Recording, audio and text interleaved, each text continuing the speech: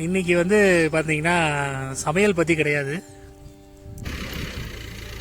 கொஞ்சம் டிஃப்ரெண்ட்டாக வந்துட்டு விவசாயம் எப்படி பண்ணுறதுன்றதை பற்றி ஒரு வீடியோ போடலான்ட்டு. ஸோ விவசாயத்துக்கு ஃபஸ்ட்டு ஸ்டெப்பு வந்து பார்த்திங்கன்னா ப்ளஃபிங்னு சொல்லுவாங்க, தமிழில் வந்து ஏர் உழுதல்னு சொல்கிறது. ஸோ அதுதான் முதல் ஸ்டெப்பு. ஸோ அதை பற்றி தான் இன்றைக்கி வீடியோவில் பார்க்க போகிறீங்க. எனக்கு விவசாயத்தை பற்றி ஒன்றும் தெரியாது. எங்கள் அப்பா தான் வந்துட்டு நான் கேட்குற கொஸ்டின்லாம் ஆன்சர் பண்ண போகிறாரு. இந்த ஏர் உழுதலை பற்றி அவர் தான் சொல்ல போகிறாரு. பார்க்கலாம். எதுக்காக இந்த ப்ளஃபிங் பண்ணுறோம், அதாவது இந்த உழவு எதுக்கு? பயிருக்கு சேதம் விளைவிக்கிற புழுக்கள் மண்ணுக்குள்ளே இருக்கும். அது வந்து இப்போ கூடையில் உழவு போட்டோம்னா அந்த புழுவெல்லாம் உழவில் வந்து மேலாப்பில் வந்துடும். அப்போ என்ன ஆகும், காக்கை கொக்கு இது வந்து அந்த புழுவை எடுத்து சாப்பிட்றோம். அதுவும் இல்லைனாலும் அடிக்கிற வெயிலுக்கு ஆட்டோமேட்டிக்காக அது இறந்து போயிடும். அது ஒரு காரணம். ரெண்டாவது வந்து இந்த புல் தலைகள் களை, அதுதான் உழுகையில் என்னாகும், அது அடியில் போயிடும், அடியில் இருக்க மண் மேலே வரும். நாள் படை என்னாகும், அதெல்லாம் மக்கி போய் மண்ணுக்கு உரமாகும்.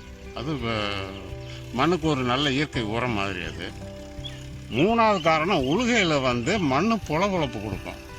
அடுத்து மழை பெய்கிறப்ப அந்த மழை தண்ணியை வந்து வயல் உறிஞ்சும். அடுத்து விவசாயம் பண்ணுறப்ப ஈரம் காத்துக்கிறோம். இப்போ 10 நாளைக்கு ஒருக்கா விடுற தண்ணியை வந்து நல்லா உழவு போட்டால் 15 நாளைக்கு ஒரு தண்ணியை விடலாம். அதுபோல் மண் வந்து பதமாகிக்கிறோம்.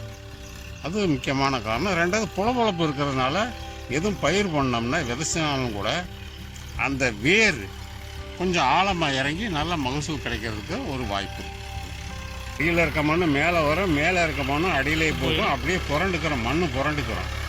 காக்கா இந்த குயில் இதெல்லாம் என்ன பண்ணுது? காக்காயில் அந்த மண்ணுக்குள்ளே இருக்கிற புழுக்களை வெளியே வருதில்ல, அதை வந்து கொத்தி சாப்பிடும்.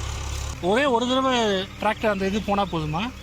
இல்லை, ஒரு தடவை உழுதோம்னாக்கா இந்த கரகரையாக இருக்குல்ல, அது இடையில சில புல்கள்லாம் சரியாக உழவுக்கு சிக்காமல் இருக்கும். புல்கள்லாம் அந்த கலப்பையில் சிக்காமல் இருக்கும். அதை வந்து மறுபடியும் இந்த பாக்கில் உழும். இப்போ வந்து கிழக்கு மேற்க உழுதுட்டு இருக்கோம்.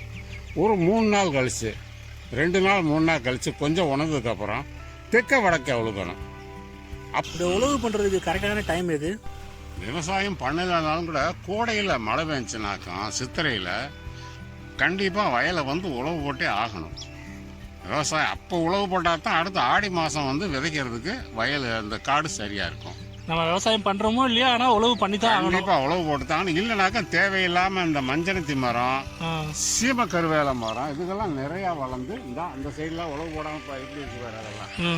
இதெல்லாம் உழவு போடாத இருந்ததுனால இந்த மாதிரி அதுக்கு இதை சரி பண்ணுறதுக்கு ரொம்ப செலவாகும். பொக்லைன் விட்டு தான் பிடிங்கிட்டு அதுக்கப்புறம் உழுகணும். ஸோ அதுக்கு இப்படி பண்ணிடுறது. உழுது போட்டோம்னாக்கா அந்த பெரிய செலவு இல்லாமல் இருக்கும். அவ்வளோதான். விவசாயம் பண்ணுறோமோ இல்லையோ உழவு போட்டு ஆகணும்.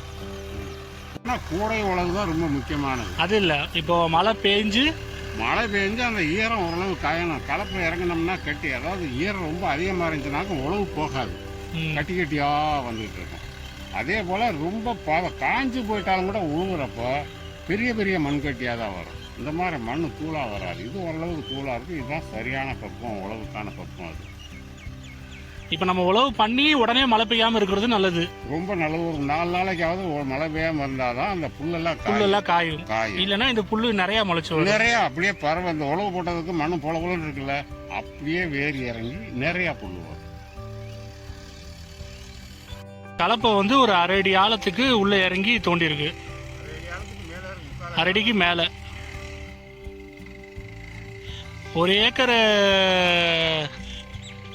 இது ப்ளஃப் பண்ணுறதுக்கு கிட்டத்தட்ட ஒரு 1 மணி நேரத்துக்கு மேலே ஆகுது. ஓரளவுக்கு இந்த ப்ளஃபிங் பற்றி தெரிஞ்சுக்கிட்டீங்கன்னு நினைக்கிறேன். ஏர் உழுதல் நானும் இப்போ தான் கற்றுக்கிறேன். இனிமேல் அடுத்து வரப்போகிற வீடியோஸ்லேயும் வந்து அப்பப்போ வந்து இந்த விவசாயத்தை பற்றியும் நான் வீடியோ போடுறேன்.